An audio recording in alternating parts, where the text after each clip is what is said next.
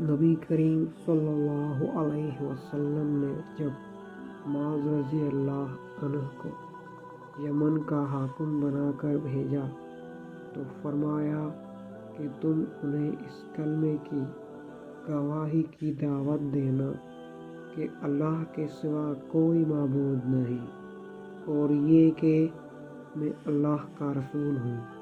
اگر وہ لوگ یہ بات مان لیں تو پھر انہیں بتانا کہ اللہ تعالیٰ نے ان پر روزانہ 5 وقت کی نمازیں فرض کی ہیں۔ اگر وہ لوگ یہ بات بھی مان لیں تو پھر انہیں بتانا کہ اللہ تعالیٰ نے ان کے مال پر کچھ صدقہ فرض کیا ہے جو ان کے مالدار لوگوں سے لے کر ان کے محتاجوں میں لوٹا دیا جائے گا۔ صحیح بخاری حدیث نمبر 1395۔